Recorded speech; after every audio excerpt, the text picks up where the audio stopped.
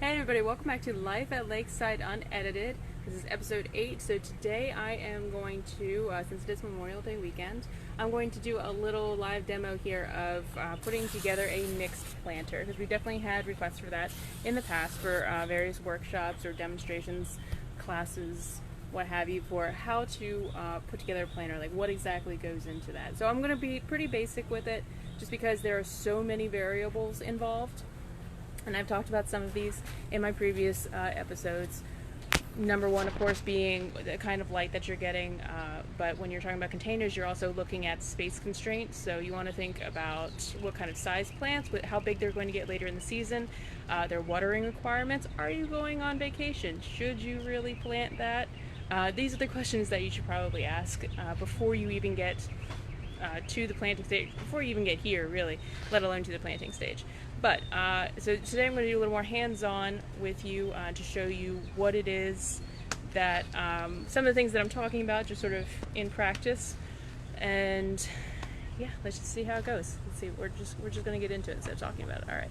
So here we go. I'm just going to show you sort of. So this is the planter that I'm working with. This is a 12-inch plastic pot. It has drainage at the bottom, because again, drainage is something that you're going to want to think about. I don't know if you can see, but you can see that it's leaking all over the table there. Because I did wet the soil. You do want to try and, generally speaking, wet your soil first before you plant, just because it's better for the roots, and that way you make sure that it has a good start. It's nice and moist for it when you get those new plants in there. From there, what I did was wander around these greenhouses for just an obscene amount of time, trying to decide what exactly I wanted to put in this.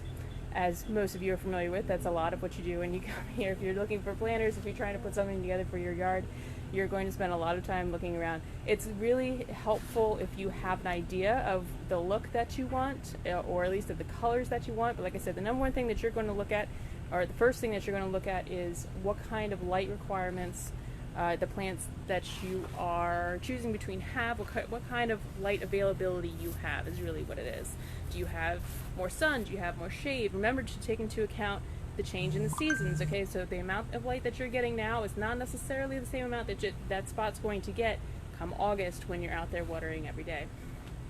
Sometimes multiple times a day. I know we water twice a day come later in the season. So the number one thing that you want to look at is light, but also size. You want to look at things that aren't going to get so root bound that, again, you're just watering constantly.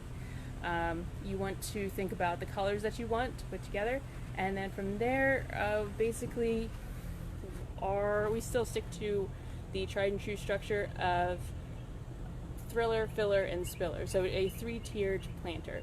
And you can do these either to be viewed like a 360, to be viewed from all the way around, or you can have them faced. So the one that I'm going to plant for you live today is actually going to be a 360, but I have another one to show you as well. And then of course we have plenty around, and don't know if you knew, but you can always bring in your containers and we will plant them for you. So that's fun. You just tell us what kind of light you have, what kind of look you're going for, what colors you like, and we'll put something together for you.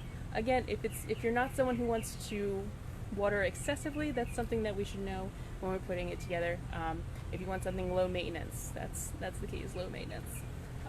And we are fans of low maintenance here, as you probably have figured out by now. Okay, so let's get started so you don't just have to, let's see. Yeah, did I get it? Stay. Okay. Alright, so I'm just going to set you there so you can get kind of a look at what we got going here. Alright, now, like I said, it did take me an absurd amount of time. I did decide that I wanted to do red, white, and blue for Memorial Day weekend, at least for this pot. Now, I'm doing a 6-inch here in the center, and I'm not really happy about it. I really wanted to do a 4-inch in the center here, because we don't typically do 6 inches, a 6-inch pot. That's these guys, these big round ones. They're just kind of a lot for the center and for everything else that we've got going in there. It'll still work because these are small, they're young, but I would have liked something I would have liked a little bit smaller pot for these, for this centerpiece. But that's okay. We're gonna make it work. All right. So I'm gonna dig out the center. I always start with the center if I'm planting the center. A lot of our pre-made, like the ones we already had ready for you, a lot of our containers, our mixed planters, have a 4-inch pot empty in the center. That's for a couple of reasons, and I'm sure if you've been here, you've heard me tell you this over and over again. It's because, one, if you want to put something tall in the center, you can, and it's nice and easy for you. You just find a 4-inch pot, pop it out, and put it right into that spot. You take the plastic placeholder out and put the new one in. The other reason is that if you don't want to do that, you can water straight into that pot and rolling off of the leaves or missing entirely, or for things like there's certain, some plants especially like don't like water on their blooms, and the blooms will actually sort of melt or rot. Like they don't want their blooms to get wet, so you can water straight into that pot, and it makes it a lot easier for you to make sure that everything's getting watered properly. So what I've got here in the center here, this is, I should probably just take my sunglasses off because I can't see this. Okay, this is a Sizzler Red Salvia. Wow. Okay, so it's going to get nice and spiky and get lots of these big red blooms on it. It is a seed annual. Now what I'm doing around it, and I'm going to do this, when I do a setup like this, I'll do one in the middle and then three of one thing and 3 of another thing around the sides. Now you don't necessarily have to stick to that. But that's just what I often do, and definitely what I'm doing for this one. Hey, Waverly. Oh, no. Okay, you're awake. You might interrupt this. We'll see. Okay, so this second one that I'm planting right here, this guy, this white bushy guy, this is an Angelonia, but this is a spreading Angelonia. So this is, most of the Angelonia that you'll see here are nice and spiky and tall and beautiful, but this one is actually a spreading, and it only gets a height of 4 to 10 inches, but it spreads 9 to 12 inches. Now it's not going to get quite that large being in a container, especially with all these other plants, but it is going to get kind of bushy but low, so it's going to work quite nicely there. Okay, and so I just space these out sort of in a triangle. Okay, so we're going to do it that way, and I personally like to lay them out and then plant them. Actually, my sister will actually put the pots, put empty pots as placeholders into the big planter container before she fills, because it makes it a lot easier than to just pop the plants into place. You already have your placeholders, you already have your holes dug. I did not fill these pots, or these planters, so I didn't do that, because it's a little difficult for me to fill planters with the whalworm attached to me over here. Alright, now as I'm planting these, I am sort of just shifting things minutely, little touch here, a little wiggle there, just to get everything where I think that it looks best. So you can see like how these have a sort of a triangular shape to them. Don't know why that is, but they all seem to. Hey baby. So I'm making sure that that point faces out. That way it's going to go out over the pot. But maybe you like it facing inward. You can do it that way too. Planters really don't, like I said, we use the thriller, filler, spiller method, but really planters are, just another form of artwork. So it's all about what makes your little heart happy, alright? Whatever colors you want, whatever style you want, as long as those plants have room and sun and water, you're the one taking care of them, right? So you get to make those decisions. It should be whatever you want to see in there. Hi, Waverly. Are you getting hungry? Let's see. You woke up. That's usually a pretty good indicator. Oh, nope. Okay. Just need the passy. We're good. We're good. Alright. Now this next one here that I'm putting in. Okay. So if you didn't know, blue flowers are a pain to find. True blue in a flower, it's really annoying. It's really annoying trying to find a true blue. They're almost all purple or lavender. Avalis is one of the few true blues. Now, of course, it's not the right blue for the flag or 4th of July, but daggone it is the closest that I could get. So, and that took a really long time to settle on that, because they're not going to show particularly well immediately. They're a little bit slower to start, but they're going to do really well in the long run, and they're going to get lots of blooms on them as the summer goes on. Plus they have the same light requirements as what's the rest in the planter. So I'm okay with it.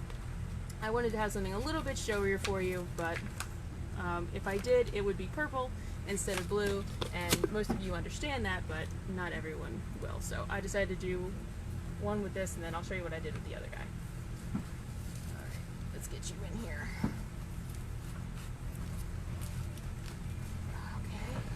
Okay. Alright, make sure everybody's tucked in real nice. And shift.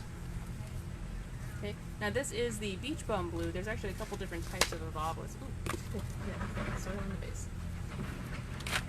Okay.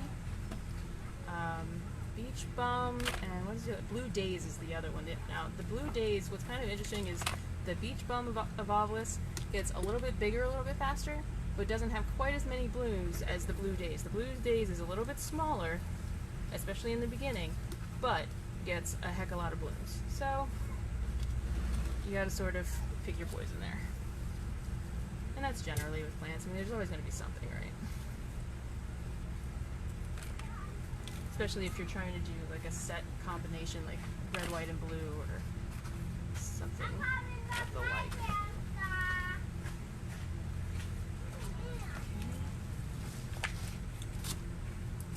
Alright, and sometimes, these don't really need it, but just so as an FYI, so sometimes you'll have plants that are a little more root bound. Now this isn't root bound, but you'll find some that are as you're planting, and you can sort of massage those roots, break them up a little bit, just wiggle them around, just to make sure that they're nice and open. Sorry, I'm distracted by what is going on with my other daughter out the window.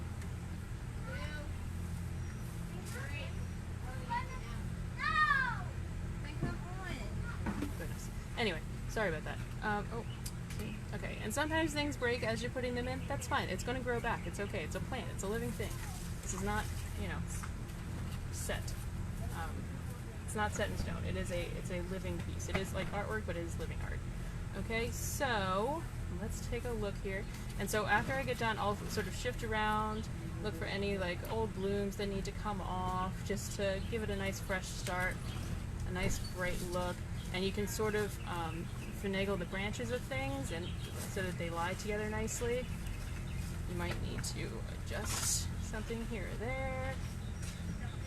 Let's see, is that, you can intertwine some things. This is really where you get to sort of play with the look even more and fiddle around with it. Okay, so at this point, everything is planted, and I'm going to, we use a NutriCoat here, so it's a time-release fertilizer. You can see that there. So there's little pellets. So we like that because we don't have to worry necessarily about fertilizing it for a while. We recommend it because then you don't have to worry about fertilizing for a while. Now that doesn't mean that you can't use a liquid feed. You can use both. That's fine. It's not going to hurt it. Now the measurements for these things are on the containers, unless you've been doing this for your entire life, and so you can sort of feel it out how much you need. Because our container is an old coffee can.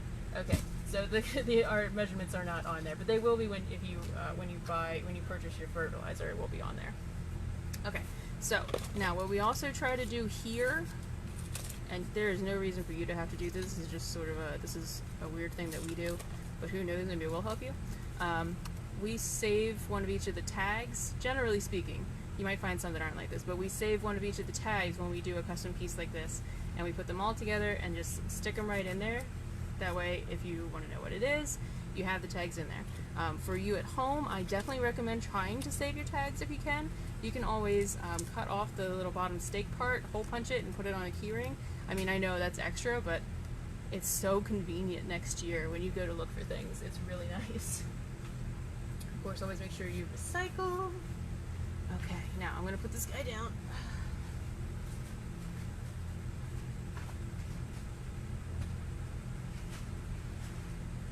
Alrighty. So I'll water him in a minute, but I wanted to give you a look at, let me put my lid back on my NutriCoat. Make sure that you always cover up or reseal your fertilizer. one, just because they are a hazard, but two, because if it gets wet, then it's kind of ruined, and that is definitely a waste. So this is the other one that I wanted to show you that I did earlier. Find blue. That was actually blue. It was irritating me. It's gonna be red and white, and you can add a blue ribbon if you want it to be red, white, and blue, and then the rest of the season it doesn't have to be all red and white. It's just the two colors. So, and you can also do a monochromatic. You can do whatever makes your little heart happy. But you can see this one is what we call faced. So that just means that it has one side, or even technically three sides, that it is showing, and you can set it up against a wall or a corner. This is this new Kufia that we have. Honestly, they didn't even send us tags for it, so I don't even know what the name of it is, the variety. I just know that it's a Kufia. It's really kind of cool looking. And then I've got some Vinca in here, so of course this is going to be a full sun planter, or a part sun, full to part sun, given that this is a penta here in the center. It's going to get those nice dark red star-shaped flowers on it. You got your verbena around there, and some million bells or calibrachoa in the center. So this is what I mean about these little dead flowers. Like these, if you've had million bells, then you know they'll just dry right up and blow away. You definitely don't have to deadhead, but it's kind of nice when you first get them done to have a nice, clean, fresh look to it. Okay, and then so once you're done with all of that, of course, you just want to water everything in. And again, that's one of the benefits of having wet the soil before we planted, is that you know that it water the soil into place, so you're not worried about, oh, there it goes, that moisture gets to the roots down below. You really just want to activate the NutriCoat and settle them and give them a little bit of a drink. And that's about it. So I think that's all that I got for you guys on planters and what it is you need to do for your decorating for your. Oh, yeah, this is good timing because the brain is done and I need some coffee. Yeah, okay. So if you have any questions, comments, thoughts, requests, please hit me up. You know how to get a hold of us on comments, on DMs, email, phone calls. Best way is to drop by and say hi. We're here Monday through Saturday, 8 to 5, Sundays 12 to 4. That's only through June, so don't miss that. On Monday, Memorial Day Monday, we will be open, but only from 8 to 2, so keep an eye out for that. If you have more requests for planners, please let me know. I'd be happy to do more. I can do a shade one or whatever it is that you're looking for, to a point, as long as I have the materials. But yeah, just let me know. And in the meantime, get out and get planting.